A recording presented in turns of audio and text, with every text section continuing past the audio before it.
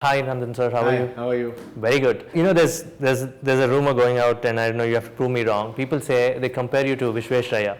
They said not in 50 years has somebody touched the lives of 1 billion people since Visvesvaraya passed on in 64. Well, I think that's that's quite a huge statement. I don't think I'm anywhere in that league, and I'm a big admirer of Sir M Visvesvaraya, and I think he's done great work. But I'm nowhere in that. Come on, you've touched the lives of 1 billion people? Well, but I think it's, what he did in his era was phenomenal. This is just, one thing which I did. I spent, as you know, 4.5 years leading the Aadhaar project. And it was made possible because today's technology allows you to do things very differently. So I'm nowhere in that. Okay, let's start from that league itself. Men of that era, he moved mountains. When you had the UID concept in mind, right, you had to move mountains. Do you want to talk a bit about Sure. that difficulty in convincing politicians and industry around you? How did you go about it? Sure. I think the UID was a project which I had written about in my book, Imagining India, in 2008. And parallelly, the government had been working on creating a UID authority, and they had got cabinet approval in 2009 January. Right. And they invited me to join and run this in July of 2009, June-July 2009. So I think it was a major challenge because I had to convince so many people. But I did spent a lot of time in evangelizing the concept. I went to every state, met the CM and the chief secretary, all the bureaucrats. I met all the oil companies, the banks, the fertilizer companies, all the ministries, all the device vendors, the IT companies, you name it.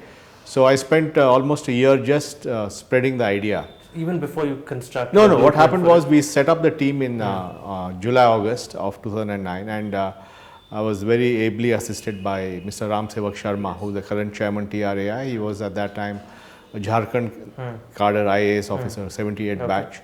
So he very sportingly said, "I'll join you on this journey." We had nothing. We didn't even have an office. Okay. So it was a startup inside the government. And I heard you had an office in Koramangala where you had a crack technology team. Yeah, we had on Outer Ring Road. Yeah. Okay, Outer Ring Road. So we deliberately kept the tech team in Bangalore for 2-3 reasons. One is we wanted them to do their work. Okay. So and keep them away from the hurly-burly of Delhi. And second, the talent was all here. So we had to get the best talent because it's very sophisticated technology. So our administrative office was in Delhi and our tech office was in Bangalore. And so we spent the first 14 months building the platform. So though we started in July, August 2009, the actual first Aadhaar number was rolled out on September 29, 2010. Okay, and which state was that? It was in a place called Nandurbar in Maharashtra, where Mr. Prime Minister Manmohan Singh and Mrs. Sonia Gandhi both came there for that inauguration. So there were 14 months for the launch. So I used that time to do the evangelizing. Okay. So I had time because Ram Sevak was building the team and the tech guys were building the tech platform. So I had a lot of time on my hands. So I went around everywhere. And I think I spent a lot of time in convincing people and getting them on board. And you got a lot of expats from America to come back. How did you manage that? Well, again, it was through my contacts. Many of my friends from IIT, a friend of mine called Raj Mashruwala, who was with me in IIT Bombay in the 70s, he came down, he had a nice bungalow in Palo Alto. He left that and came and stayed in a small apartment on Outer Ring Road. He worked on the biometrics, and there were many others. Pramod Verma, who had worked on, is a great architect. Sanjay Jain, who had worked at Google. Vivek Raghavan, Jagdish Babu, who was at Intel. So we really had a crack team, and many of them are still supporting Aadhaar as volunteers because they're so passionate about the. So it was a proper technology platform built from ground up, right? And it had its own cloud. It had to be our own cloud because we couldn't go into a public cloud. Correct. So it was built. We built the whole infrastructure. It runs on several thousand servers. One set of servers are in Bangalore. One set are in.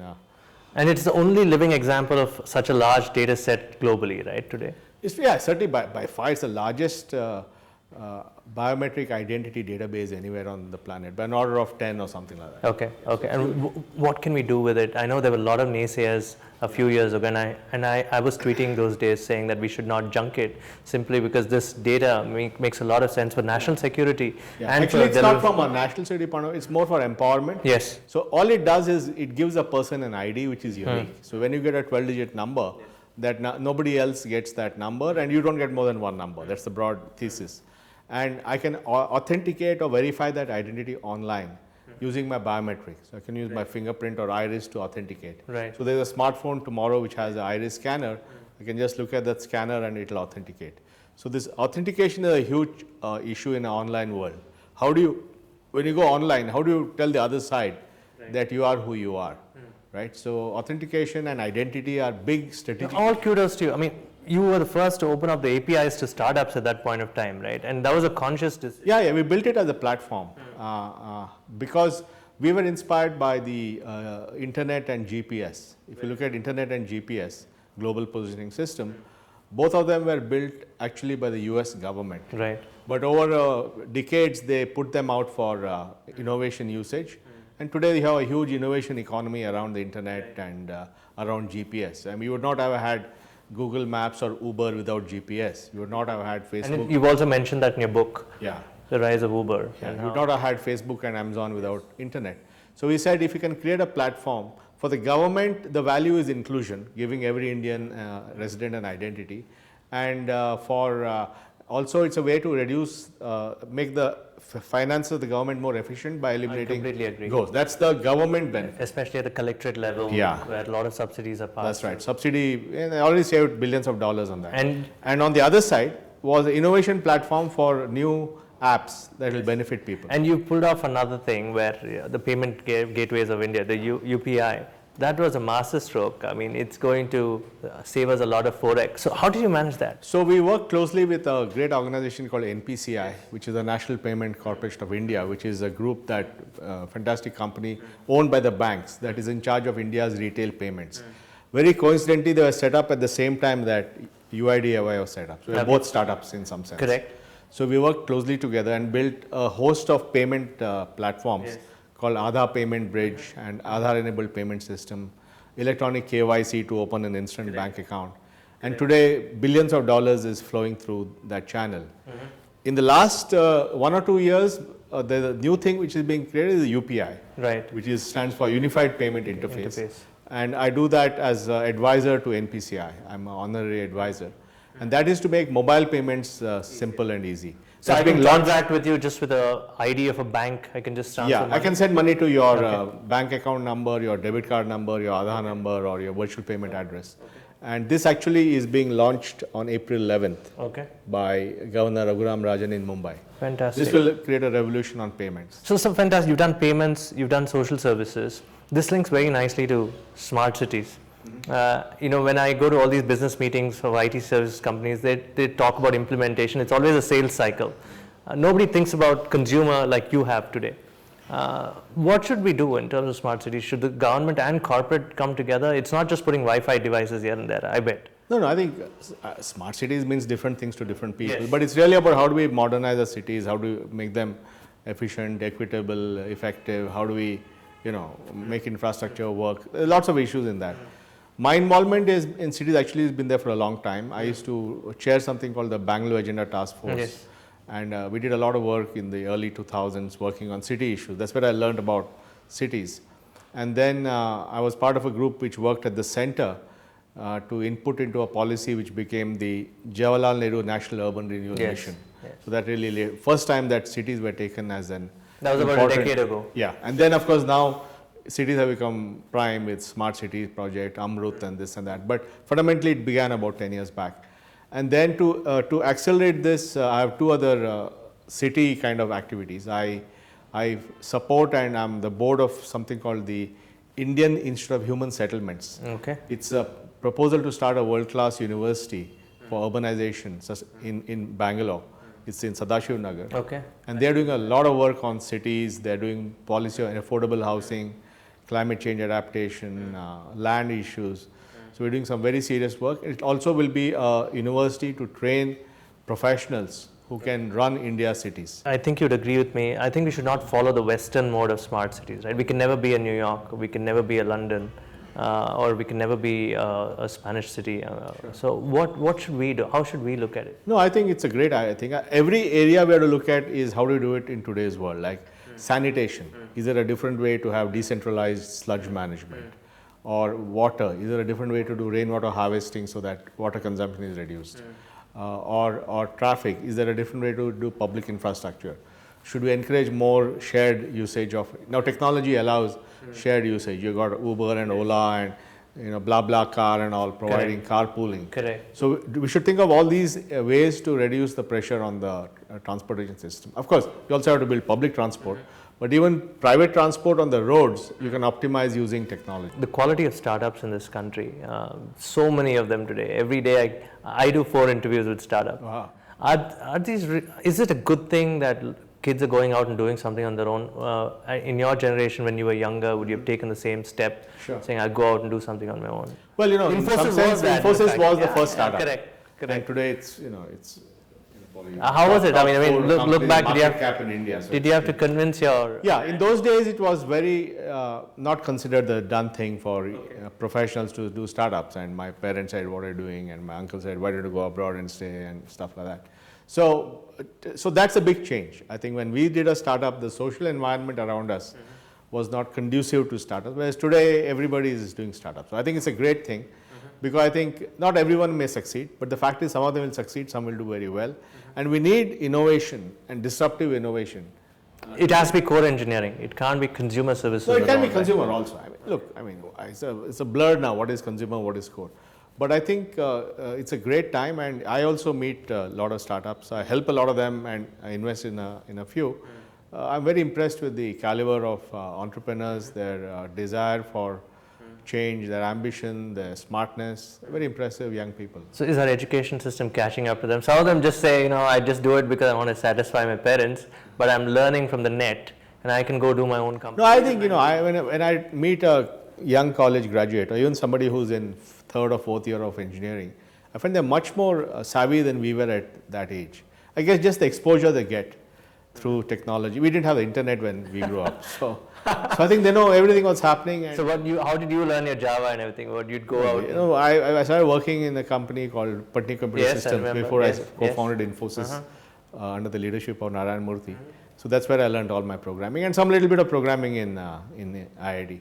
Do you still code? Do you want to code? No, you don't? No, but I do design. I do a lot of, I think through design. But at a conceptual abstract level. This is what I'm talking about. Can you have design thinking at a very early stage for people who've started 3-4 startups, have an experience? What is design thinking for them? What advice do you give these startups? No, I think, it's going back to first principles, looking at the form, the function, thinking of scale, thinking of creating a platform, thinking of how to make the platform engagement strong, interactions among users on a platform. I think the big shift in the last 10 years is the move from pipes to platforms. Right. Pipes, the old business was you produce something, your distribution, you reach the consumer. Correct. The new model is a platform. In fact, there's a very smart young man called Sangeet Paul Chowdhury in Singapore who's written a book called Platform Scale. It's the best book on platforms. So I think platforms is a different mindset. But the good thing is the digital natives, the youngsters, get that instantly. And that's why, the creator of Facebook is just 30 years old because he was able to visualize Facebook and WhatsApp and Messenger. So the younger guys are in a different sort of mindset, which is good for them. It is true. I mean, a lot of valuations running around. People like the gossip around who's making how much. But what they forget is the hard work that people like you, Mr. Murthy, put in. 25 years, 30 years, right? That's the kind of effort you need to. Yeah, it's a marathon. I mean, we have always believed that creating a great company is not a sprint, it's a marathon. It's about building for the long term. It's building the organization, building the culture, building the values, creating institutional sort of strength. And that's one area where I think some of our startups have to pay, because things happening so fast. It's a blur, right? Yeah, so they're not sort of putting in a lot of the foundational pieces. So they're accumulating debt in some sense. Very true. And then technical debt or organizational debt, and then it's difficult to catch up later. The pressure gets to them. So one thing I do when I work with startups is encourage them to think long-term, strategic, platform creation, robust culture, organization, values, leadership. All these things are very important. So we marry those kind of ideas to their fundamental ambition and energy. What are you going to speak about? This concept of a unified India in terms of what you said, the elements that will make us. Is that what you're going to talk about there?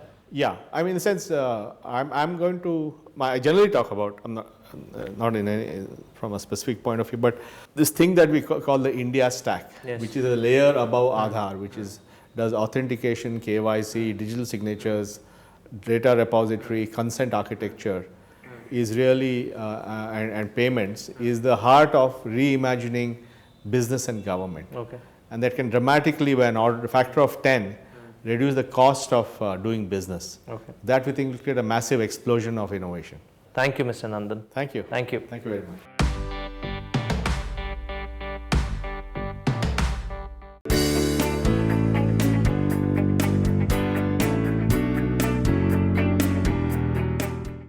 Actually, what we noticed is that our last 3 investments were teams that started in Gurgaon at Investopad and one in Delhi, and then they moved down to Bangalore to search for more talent.